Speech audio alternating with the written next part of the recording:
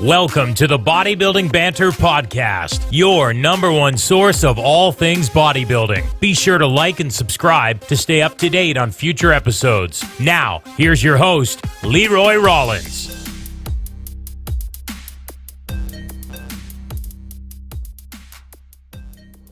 What's going on, guys? Welcome to the Bodybuilding Banter podcast, another solo episode. I posted on my Instagram again like I did last time. Ask me a question, something you want me to answer on the podcast. I'll pick a few of them and I will answer them. So last time's episode got a pretty good response, so this time I got a few more questions, picked them out, put them in my notepad on my phone, and we're going to answer them right now. Question number one: how has prep affected your relationship? It's funny that was asked because I actually posted about that on my Instagram yesterday. So let's go good, bad, ugly. Let's do that first. So the good of how prep has affected my girlfriend and I's relationship. For you guys that are watching this that do not know, my girlfriend and I are currently 8 weeks out. We're under 8 weeks out now from our first show of the year. Tentatively, there will be more after that, but this is her first competition. This is my, seventh now, I think. So I've been through this before, but this is all new to her. And the feeling of dieting and training and cardio and stuff, obviously she was fit and active before, but it goes to a whole new level when you're on prep. So she's going through that and dealing with all the, emotions and feelings that come along with that. So as far as the good goes, it's brought us together in a sense, because we now are both on this mission of getting in the best shape of our life for this competition. When we go to the gym together, the workouts are usually pretty good. We're focused, we're training hard. We don't actually talk a whole lot when we're in the gym together, which I kind of like. I like to go in there and put my headphones on and just get to work, and she does the same thing. She throws her headphones on and maybe the only conversation we have is like how many more sets are left or what's the next exercise and stuff. But other than that, we're pretty quiet during our workouts. As well as like food-wise, it's brought us close into the sense that, we're spending time in the kitchen, cooking together and stuff like that, and we're not, when I was dieting before, it'd be like, she wants, pizza, for example, like, oh, Friday night, like, let's get a pizza and a movie, and if I was dieting, like, I couldn't do that, and that would cause a little bit of friction, I think. So now, that is gone because we're both going through it. So that's like some of the good stuff. Some of the bad stuff, especially now that we're getting closer to the show, hunger is high, and food focus is starting to become apparent, and it's just like, that shit's stressful. Like, imagine being like hungry all the time. Like, even when like we eat now, 5-10 minutes goes by and you're still like, man, like I'm hungry again, like I could eat again. And so you kind of have that subtle like frustration of being hungry all the time, so that can kind of cause friction between us. You just get like kind of antsy and like snappy a little bit, and then like you're tired quite a bit. Like, especially for us, our days are long. Like, both of us are up by 4 a.m. and then we work like all day, and especially with how much training and cardio we're doing now, it's just a lot. It's just draining. So like sometimes we'll come home, guys, and like we won't talk for like an hour or two, and we're just like getting our food ready and packing and like have a shower and whatever, and then like we'll lay in bed and like kind of just, okay, how was your day? And like that's just kind of name of the game. You just know when to like give each other space and stuff. So that's some of the bad. As far as ugly goes, I wouldn't say there's really any ugly moments. We're pretty good at knowing when to give each other space, and if she's having a rough day or if I'm having a rough day, we kind of know, back off a little bit and give each other some room. So as far as ugly goes, I wouldn't say. But as a total, prep has had its good and its bad moments. So, we're taking it day by day. We're gonna get through it, and I know at the end we'll be proud that we did this together. But for now, we're just, as I said, going through it, one day at a time and doing our best. Question number 2, someone asked, and they said, I get headaches the day after training traps. Do you have any tips?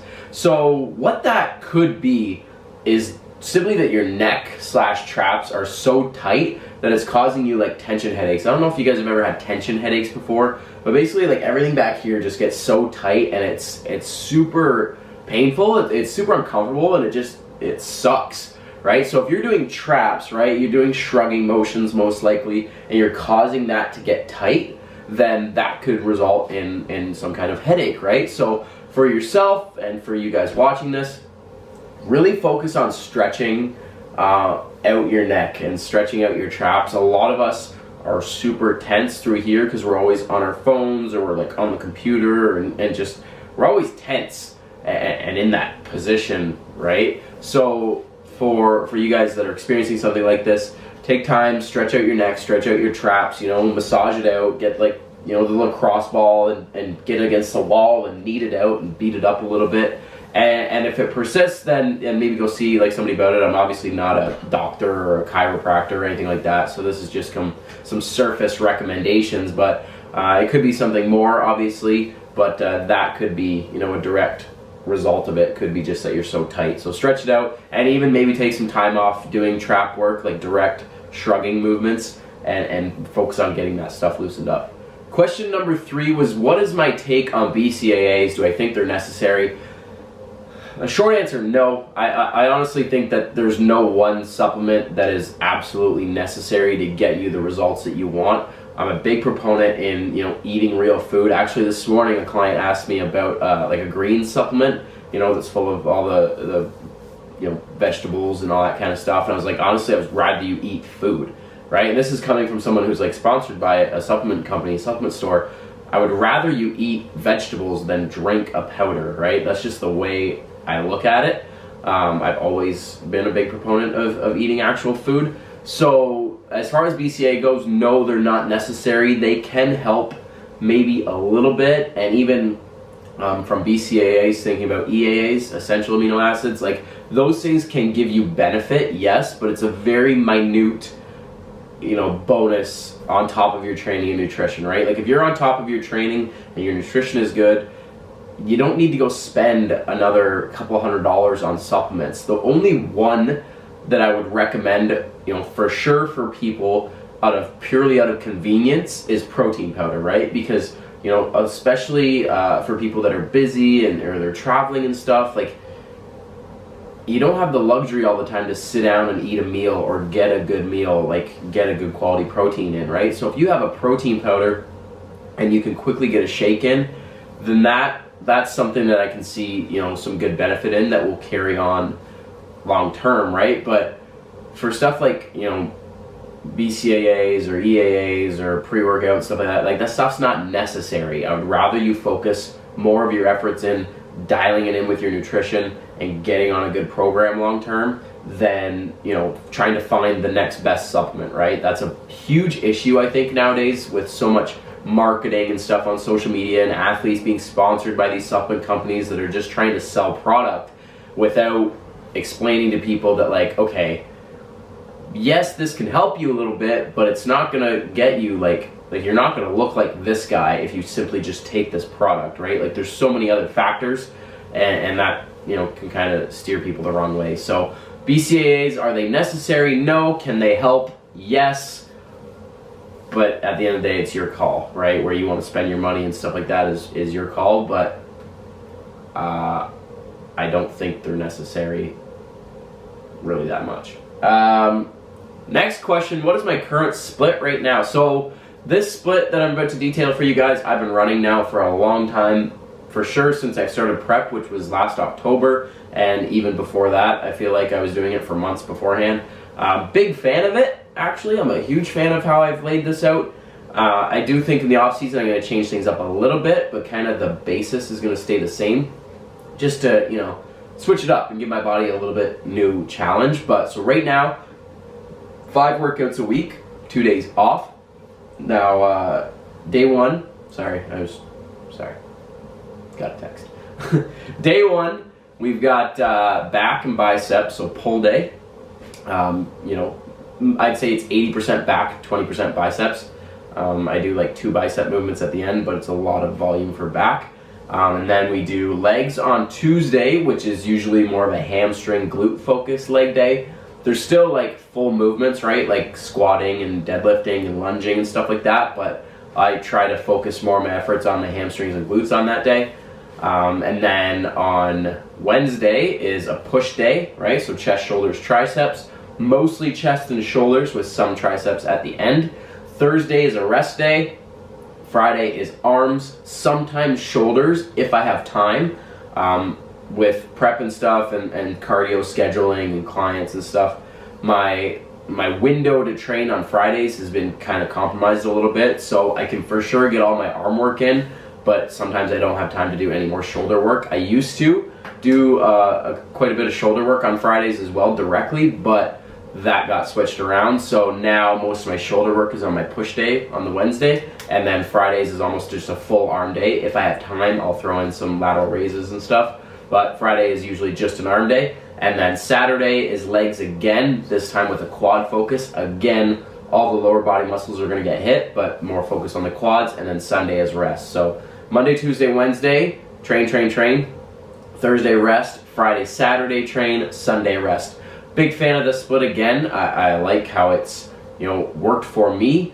I find after the 3 days at the beginning of the week training hard, by Thursday I need that day to recover a little bit. Then I feel good for Friday, Saturday, and then again Sunday to rest, and then start the week over on Monday. So big fan of that. If you guys are looking for something new to try out, give it a shot. The volume is kind of spaced out through the week where you can get a lot of good quality work done between the workouts, especially having like the 2 leg days and then having that separate arm day. You can do more back because you're going to hit a little bit of biceps, and then you're going to hit a lot of biceps on the Friday, and then you can do a lot of chest and shoulders with a little bit of triceps, and then hit triceps again on Friday. So I like it, big fan of it, and give it a shot if you're looking for something new. And the last question I'm going to answer today, guys, is knee pain while squatting. Someone asked, my knees hurt when I squat, any suggestions? And being someone that has dealt with and is sometimes still dealing with it myself, right in the front of the knee, I don't know if you guys can see right here, sometimes it hurts.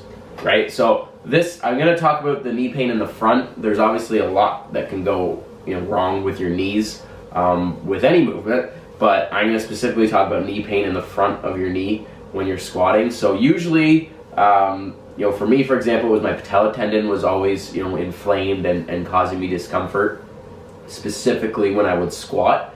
And for me, the biggest issue was my ankle mobility, right? I didn't have the mobility and the movement in my ankle for my, when I would squat, the movement pattern just wasn't good. It put a lot of force on my knees. So one way that I've, limited it is wearing squat shoes, right, with the elevated heel that kind of give you that fake ankle mobility, I guess. Obviously, that's not necessarily solving the problem, right, because my ankle mobility is still not good, but I'm able to fake it in these shoes. Be the same as if you just elevated your foot on like a weight plate, for example. It's kind of giving you that false mobility, but it can help. Could be tightness in your hips, right? So stretching out your hip flexors and getting those moving. Getting your glutes active and firing is another one people struggle with. So if your glutes aren't firing and your quads do a lot of the work and then puts the force on the knee joint, that can be, part of the problem. So there's a few things to consider, a few things to think about. I would recommend going to see, somebody about it, chiro, physio, whatever. Get them to look at you and see how things are moving and what the issue might be. But I would look into your ankle mobility, your hip mobility, and see what else is firing, whether your glutes are not working or your quads are overactive, and that can all contribute to that, right? It could be a number of things, but look into those first and spend time warming up. That would be the last one, guys.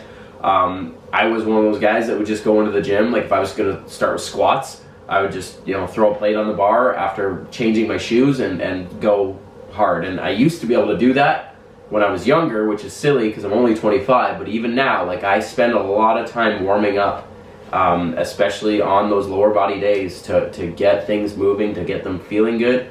Especially on those bigger movements, squatting and deadlifting, lunging, I need to make sure that I'm warm, I'm mobile, and that usually helps.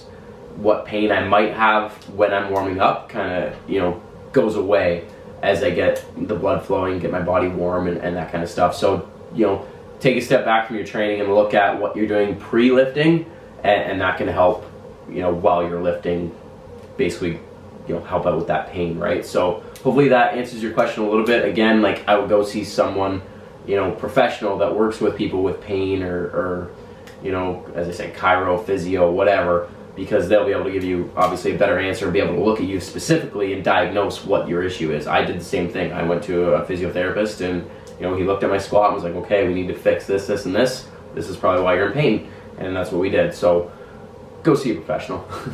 So thanks for watching this episode of the Bodybuilding Banter podcast, guys. This is another solo episode, a little Q&A. Hope you guys enjoy these. If you have more questions you want answered, comment them below. I'll mark them down and I'll answer them in the next episode. Let me know if you like this style format. Obviously, I'm going to keep doing the interviews with people and the chit chats with them, but I kind of like to throw this in from time to time and just share my views and opinions on things and answer the questions that you guys have. So thanks again, guys. Be sure to like and subscribe, and I'll see you guys in the next one.